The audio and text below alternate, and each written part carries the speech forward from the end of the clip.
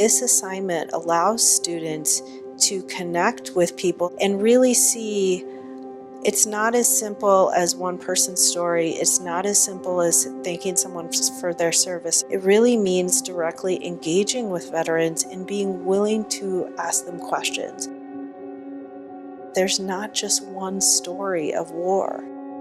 1968 and 69 were the high casualty years. It was a bad year for America.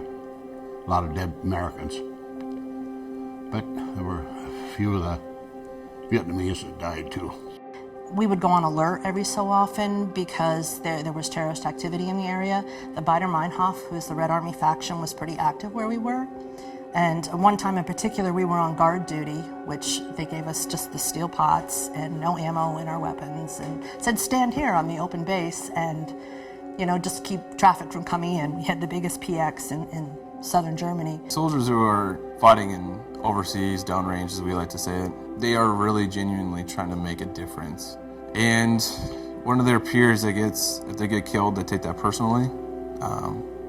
I have been there. I've been that person who's taken it personal. You know, you don't know when your time is up, you know. You're always kind of on edge. My name is Christi Siver, and I teach in the Political Science Department at the College of St. Benedict and St. John's University in central Minnesota. This assignment originally started just kind of as an experiment. So we created the assignment, which has students interview someone who's had some relationship to war, either a veteran or a refugee, and it really is focused just on the individual's experience. So now we have students complete a short video of the interview that they've done, and they write a reflection about the experience. And through those reflections, I've been able to see how much this project both builds their skills, but also really gives them that firsthand view of what conflict looks like. Two little girls that came to our camp every day with us. And they were probably like 3 and 4. They were cute. And they used to hang around and I'd give them candy and they'd come sit on my knee. And one night we got attacked. And they came across through the green line and went house to house. And I can't remember how many people, civilians, that the Vietnamese that the NVA killed, but they killed both those little girls. That was a pretty sad day for me, because they kind of kept my spirits up. Nobody was liked coming back from Vietnam. It was, now it's, if you wear an Army hat, everybody comes up and says thank you for your service, but back then it wasn't. They'd almost kick dirt on you. I don't know that the Army did anything for my life, other than I thought it messed it up once, but nothing. It did nothing for me. From that experience, we really learned how impactful these interviews could be. I think when we really took advantage and saw what could be done with the Vanderbilt Video Archive, that has really elevated the interviews because now they look much more like produced pieces. Students think more thoughtfully about additional B-roll or additional material that can provide context. So now, of course, with COVID, we had to adjust and kind of allow students to use Zoom, but that has actually expanded our range of potential interview topics. We were on a compound and we were in the middle of nowhere out in Western Afghanistan. And we had an inside shooter. That's one of the Afghans that we were working with. He was tied very closely to some bad Taliban. You're human, right? Like I've been in operations with these guys and, you know, we're putting our lives in each other's hands. And to watch somebody die, you know, one of your own guys die because somebody did a surprise attack, you know, as a coward. Is the first thought we need to save this guy? Absolutely not. Taking that emotional step back and getting control of yourself, recognizing that you're still in position, you know, especially as a commander, you need to make sure that you follow the laws of war. You need to make sure everybody is taken care of. You need to make sure you're managing everybody effectively. Right? There's not a lot of time to sit there and stew in your hate for what just happened, your anger and your frustration. Like, that's how you shut down. That's how other people shut down. Right? You got to step up. You got to put that aside and make the proper decisions. And that's why we're put in those positions in the first place, because they trust us to make those calls.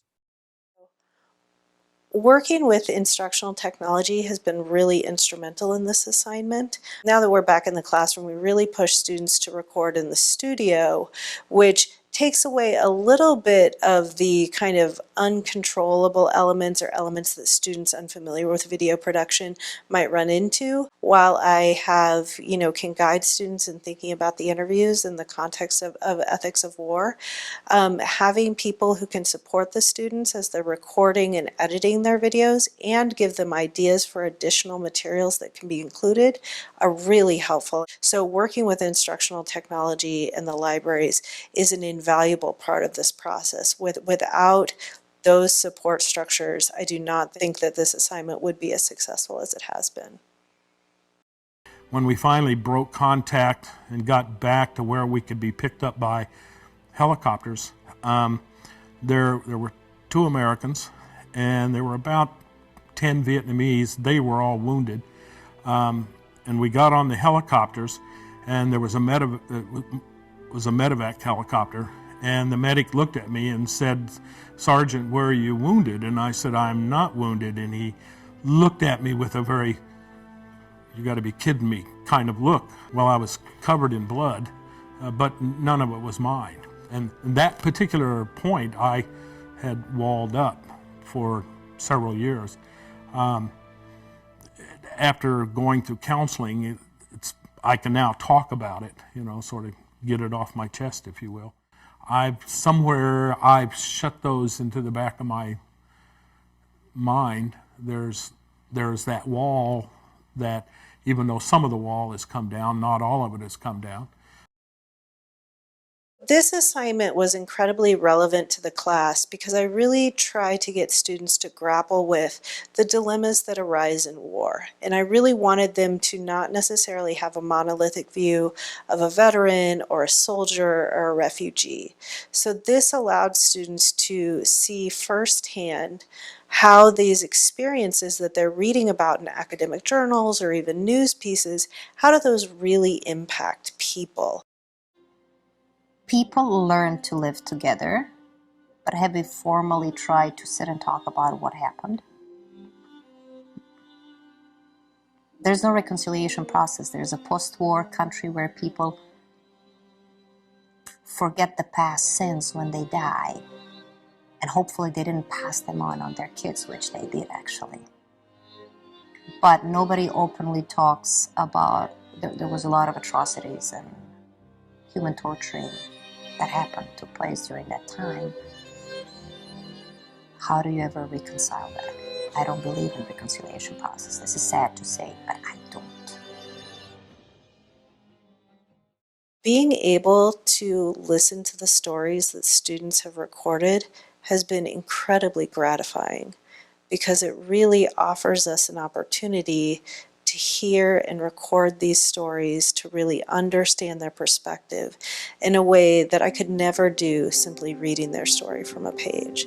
And when we think about the missions of the College of St. Benedict and St. John's University, I always think of the Benedictine value that is at the heart of the curriculum is listening with the ear of one's heart.